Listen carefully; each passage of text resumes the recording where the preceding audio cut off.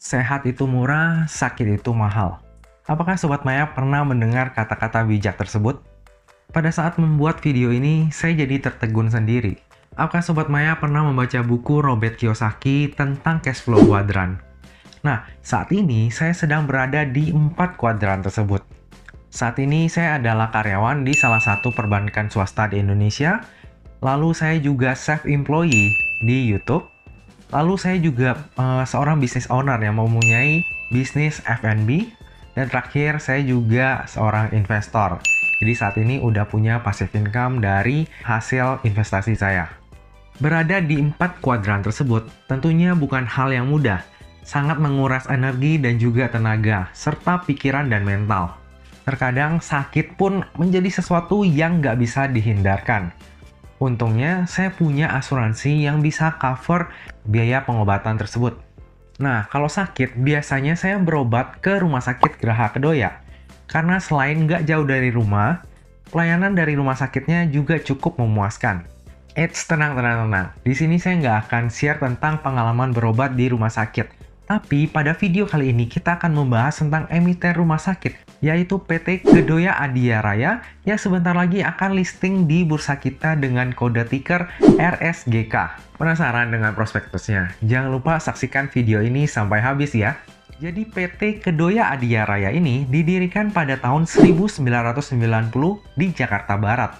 Pada tahun 2009, perusahaan mendirikan Rumah Sakit Geraha Kedoya, dan pada tahun 2018, perusahaan mengakuisisi Rumah Sakit Geraha MM 2100 di Cikarang Barat.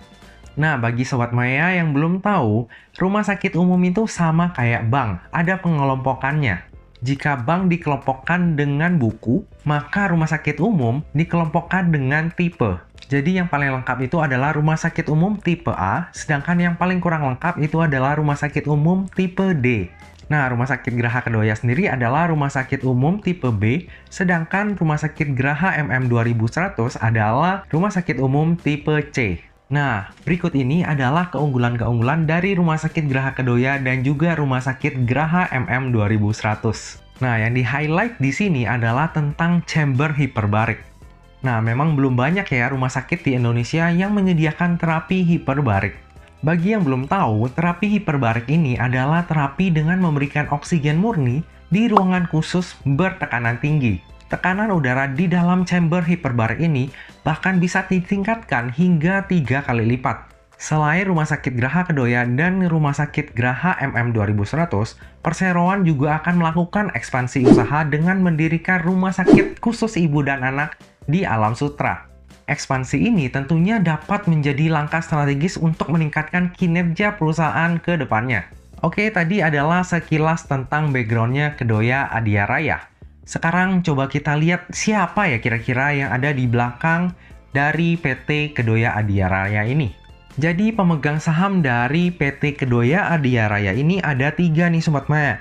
Yang pertama adalah PT Medika Tama Sejahtera, lalu yang kedua adalah PT Bestama Medica Center Investama, dan terakhir adalah PT United Gramedo.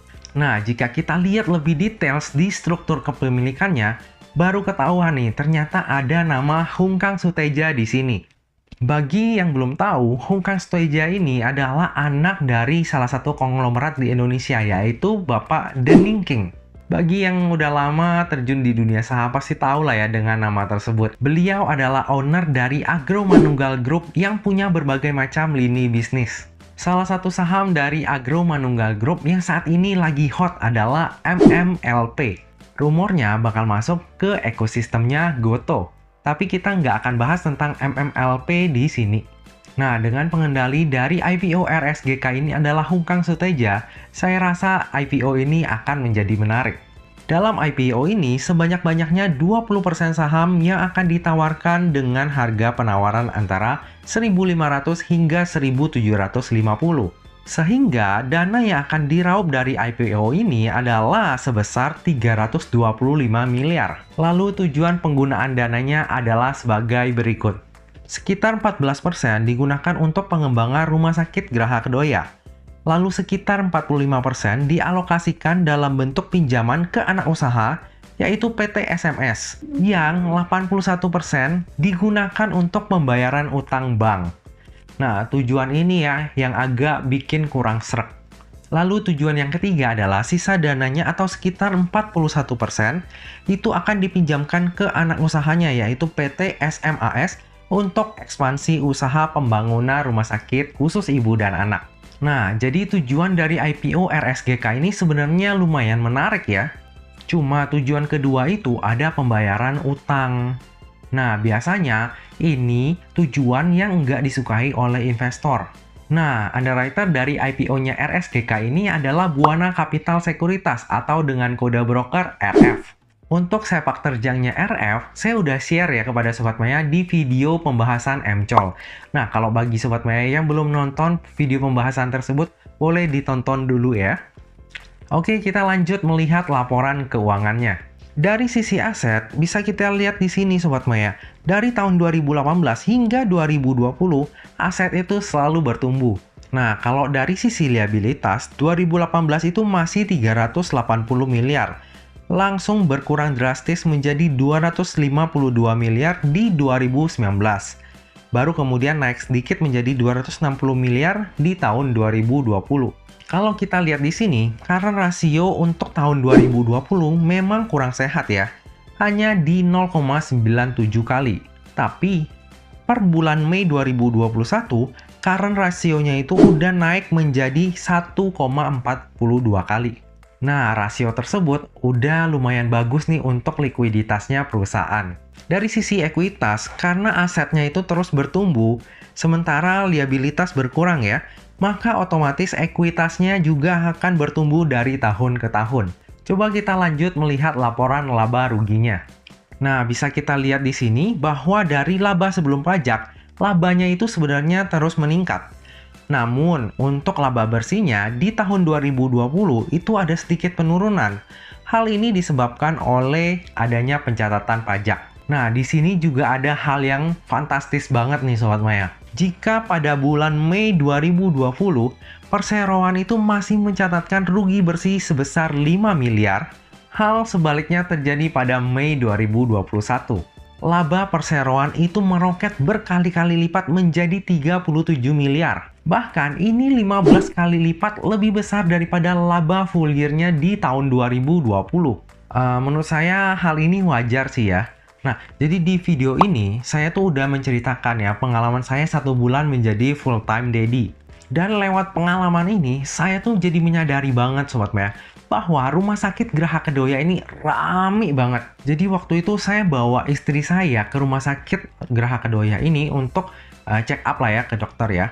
Nah, kita tuh datang dari jam 6 pagi, baru bisa ketemu dokternya itu jam 5 sore. Selain terhambat oleh prokes, itu antriannya memang rame banget. Mulai dari yang benar-benar berobat sampai ke yang tes swab dan PCR. Jadi nggak heran kalau misalnya pendapatan rumah sakit Geraha Kedoya ini meningkat berkali-kali lipat di tahun 2021.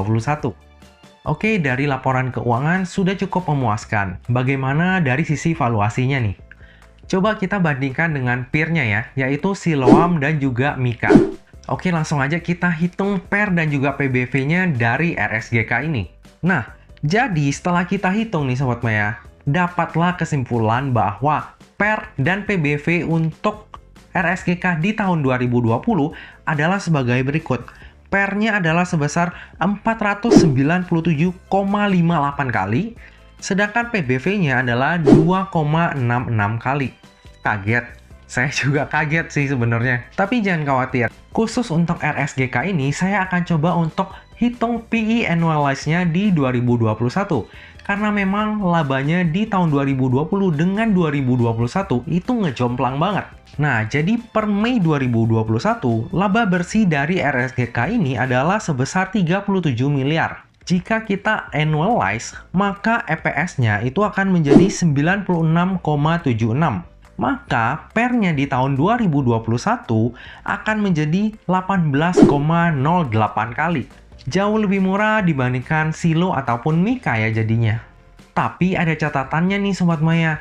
Nilai ini adalah dengan asumsi bahwa labanya di semester kedua akan tetap secemerlang ini. Nah, jadi dengan PER sebesar 18,08 kali dan juga PBV sebesar 2,66 kali, RSGK ini bisa kita golongkan murah ya.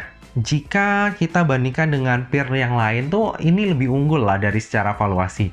Oke, kita ke bagian yang terakhir, yaitu kesimpulan. Kesimpulan yang pertama, kinerja RSGK ini jika kita bandingkan dari tahun 2020 ke belakang, itu valuasinya tuh mahal banget Sobat Maya. Jadi ini kayak IPO-nya ini sebuah momen yang pas ya, untuk mematok harga di atas dengan pembenaran bahwa kinerja di 2001 dan seterusnya bakal secemerlang di tahun 2021. Ya, hal ini sebenarnya nggak masalah juga sih, karena memang di dunia saham itu yang dilihat adalah kinerja di masa mendatang. Kalau kinerja ke belakang itu sebenarnya cuma histori ataupun sejarah ya, tapi yang lebih dilihat adalah bagaimana kinerja ke depannya dari perusahaan tersebut. Nah, bagi Sobat Maya yang ingin keep saham RSGK ini dalam jangka waktu panjang, jangan lupa berdoa ya supaya kinerja ke depannya itu tetap secemerlang tahun 2021 ini. Nah, kesimpulan yang kedua, menurut saya RSGK ini IPO di saat yang kurang tepat, momentumnya itu kurang dapat. Karena sektor healthcare itu saat ini lagi sideways, cenderung downtrend. Seandainya aja RSGK ini IPO-nya barengan dengan BMHS, wah saya yakin tuh, minimal 3 kali arah itu dapat lah. Lalu kesimpulan yang ketiga adalah, underwriter dari IPO RSGK ini adalah RF. Track record-nya itu lumayan bagus ya Sobat Maya ya. Ditambah lagi ada Crazy Rich di belakangnya RSGK ini.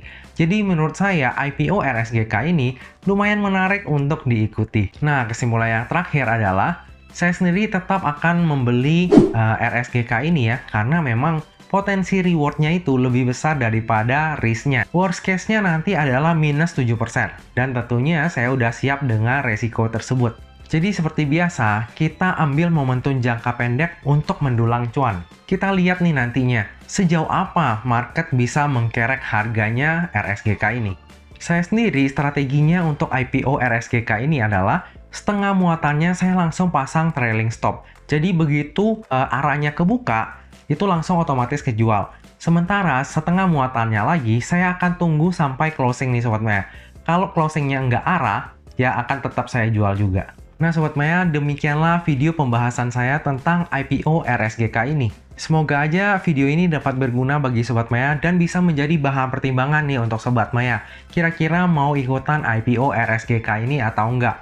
Soalnya akhir-akhir ini kan IPO tuh lagi padat-padatnya dan juga lagi banyak-banyaknya nih Sobat Maya.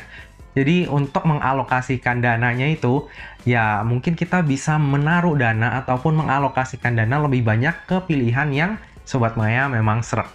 Nah Sobat Maya, akhir kata jangan lupa untuk selalu jaga kesehatan, jangan lupa untuk selalu bahagia, dan semoga perjalanan investasi kita selalu cuan bareng-bareng ya.